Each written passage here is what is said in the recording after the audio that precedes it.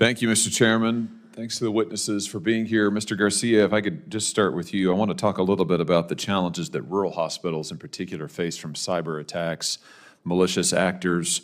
What do you think, thinking about the Volt Typhoon attack of this last year and a half, what do you think are the most important lessons that we ought to draw from that attack, and particularly if you could apply this to rural hospitals and the challenges that they face? What's up, Patriots? Welcome back to America First. I'm your host, and today we're diving into something that should have every American concerned about the security of our homeland. Before we get started, make sure you hit that like button and subscribe to the channel if you haven't already. We're fighting for the truth, and your support helps us keep bringing you the content mainstream media won't touch. Today I'm reacting to a congressional hearing about cybersecurity threats facing our rural hospitals. And folks, what I'm hearing should alarm every single American who cares about our national security and the safety of our communities. Well, thank you, Senator. Certainly there are very sophisticated attacks out there from nation states and other sophisticated criminal groups that are beyond the capacity of rural, small, critical access health systems to counter, even the larger health systems. We cannot beat nation states.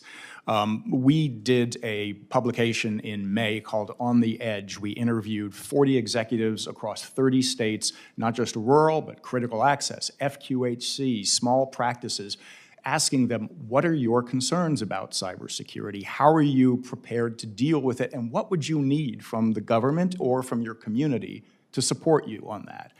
And the results were not surprising. They said, we know what to do. We don't have, as Ms. Stevenson said, we don't have the capacity in workforce to deal with this. We don't necessarily need training. We need people. Bring the people in, and we need some support, whether it's financial incentives to invest in better cybersecurity or direct financial support. So there's a lot of, I commend the report to you. There's a lot of recommendations in there for both us in the industry and for the government. Ms. Stevenson, do you want to add anything to this? I think that was a great summary. Thank you.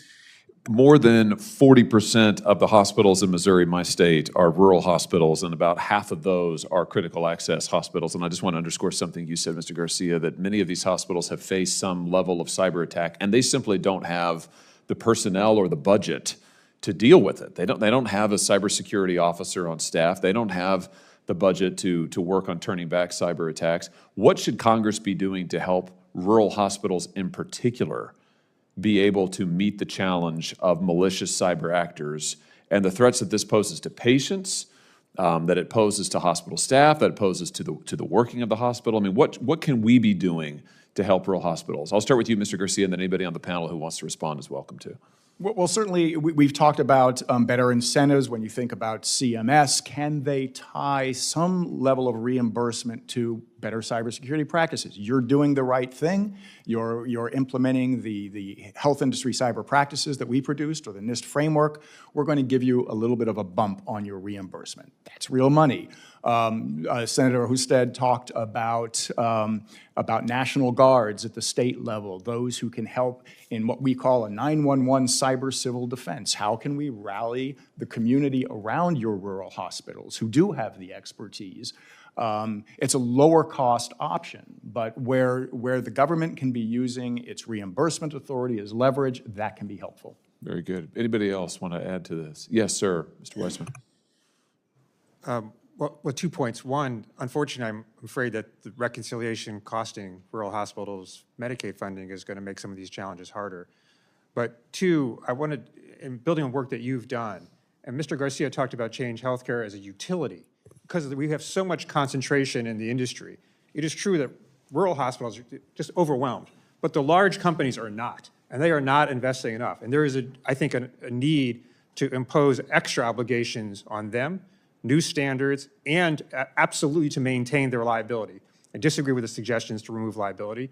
The way they're going to be held accountable if we don't have adequate regulatory standards is through lawsuits that make them pay retrospectively. Better if we could stop it in the first place. I've introduced a bipartisan bill called the Rural Hospital Cybersecurity Enhancement Act. It does some of the things that you were just talking about, Mr. Garcia. It starts at just a very baseline level, directing HHS to develop a comprehensive cybersecurity strategy for rural hospitals, to look at workforce needs, to look at funding needs, I think this is long past due, and again, I can just tell you, coming from a state where 40% of our hospitals are rural. I grew up in a rural area. I live in a rural area now. Grew up in a rural area. Those hospitals are often the lifeblood of those communities, and they literally save people's lives. And we've got to do more than we are doing now to protect those hospitals, number one, in all of their operations, but also, number two, in helping them from this cybersecurity threat, because they're simply not equipped to deal with it. And realistically, they're not going to be, absent some assistance from the federal government. They do not have the wherewithal on their own. So we've got to do more. I hope that we'll be able to mark up this bill soon in this committee and take it to the floor as a place to start. Thank you all for your testimony, and thank you, Mr. Chairman. Thank you, Senator. Let me start with this. We're talking about foreign nation-state actors, likely China and other adversaries, actively targeting our healthcare infrastructure. These aren't just random hackers looking to make a quick buck. These are sophisticated military-grade cyber operations designed to cripple America's ability to care for its own people. And where are they hitting us? Our most vulnerable communities, rural America. Here's what really gets me fired up about this testimony. We have a senator from Missouri explaining that 40% of his state hospitals are rural facilities, and about half of those are critical access hospitals. These are the backbone of healthcare in small-town America. These hospitals serve our farmers, our veterans, our elderly, and our working families who chose to stay in the heartland instead of fleeing to the big cities. And what does the federal government's response look like? More bureaucracy, more spending, more dependence on Washington. Don't get me wrong, I understand these hospitals need help, but let's talk about the real problems here that nobody in that hearing room wants to address. First, we've allowed our healthcare system to become dangerously consolidated. A handful of massive corporations control huge portions of our healthcare infrastructure. When one of these giants like Change Healthcare gets hit, it creates a cascade failure across thousands of smaller hospitals and clinics. This is what happens when we let big corporations and big government create monopolies instead of fostering real competition and local control. Second, we're dealing with the consequences of decades of failed trade policies that made us dependent on foreign technology and foreign supply chains.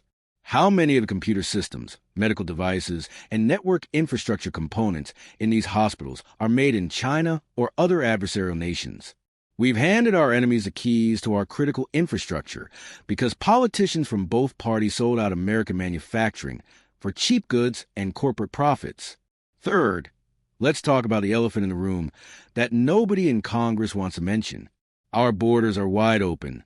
We have no idea who's in our country, and we're simultaneously facing the most sophisticated cyber warfare campaign in human history. Do you think these two things might be connected? When you have foreign nationals with unknown backgrounds and loyalties scattered across the country, including in positions with access to critical infrastructure, you're creating vulnerabilities that go way beyond just computer networks. Now, the solutions being proposed in this hearing are exactly what you'd expect from Washington. More spending, more federal programs, more bureaucracy. They want to tie Medicare and Medicaid reimbursements to cybersecurity compliance, which sounds reasonable until you realize this creates another layer of federal control over local healthcare decisions.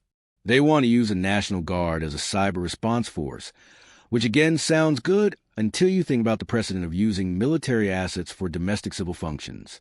Here's what a real America First approach to this problem would look like. We need to rebuild our domestic technology manufacturing base so we're not dependent on foreign adversaries for critical infrastructure components. We need to break up the healthcare monopolies that create these single points of failure. We need to secure our borders and properly vet anyone who has access to sensitive systems. And we need to stop sending billions of dollars overseas while our own communities can't afford basic cybersecurity protection. The testimony mentions that rural hospitals know what they need to do, but don't have the workforce or budget to do it. That's a fair point. But let's think about why that is. These hospitals are operating on razor-thin margins partly because of federal regulations that drive up costs and reduce efficiency. They're competing with urban hospitals that benefit from economies of scale and better reimbursement rates. And they're dealing with workforce shortages because our education system has failed to produce qualified American workers, forcing us to rely on foreign workers who may not have the same commitment to protecting American infrastructure. I want to be clear about something. I'm not against helping rural hospitals improve their cybersecurity. These facilities are essential to keeping rural America viable and healthy. But we need solutions that strengthen American independence and self-reliance, not create more dependence on federal bureaucracy. The real solution starts with energy independence, manufacturing independence, and technological independence. We need to bring critical supply chains back to America. We need to train American workers to fill these cybersecurity roles instead of importing foreign labor. We need to support local ownership and control of healthcare facilities instead of allowing them to be swallowed up by multinational corporations. We also need to get serious about treating cyber attacks on critical infrastructure as acts of war. When foreign governments attack our hospitals, our power grids, our water systems, there need to be immediate and severe consequences. Economic sanctions aren't enough. We need to make it clear that cyber warfare against American civilians will result in real-world military responses. The Biden administration and the establishment in both parties want to treat this as a technical problem that could be solved with more spending and more bureaucracy. But this is fundamentally a national security issue that requires us to rethink our entire approach to protecting American sovereignty in the digital age. Rural hospitals are just one piece of a much larger puzzle. Our adversaries are targeting every aspect of our critical infrastructure because they understand that America's strength comes from our ability to provide for ourselves and our communities. When they can disrupt our health care, our food production, our energy systems, they can control us without ever firing a shot.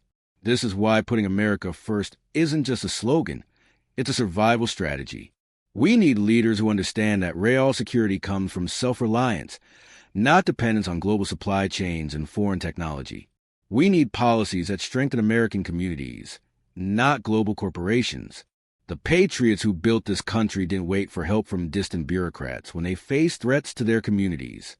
They took responsibility for their own defense and worked together to solve their problems. That's the spirit we need to recapture if we're going to protect our rural hospitals and everything else that makes America great. Patriots, the cybersecurity threat to our rural hospitals is real and it's serious. But the solution isn't more government dependence. It's more American independence. It's time to bring our critical infrastructure back under American control and American ownership. That's all for today's video. Let me know what you think in the comments below. Are you concerned about cybersecurity threats to rural hospitals in your area? What solutions do you think would actually work? And remember, if you found this video informative, hit that like button and make sure you're subscribed with notifications turned on. We're fighting for the truth, and your support makes all the difference. Stay vigilant, stay patriotic, and remember, America first, always.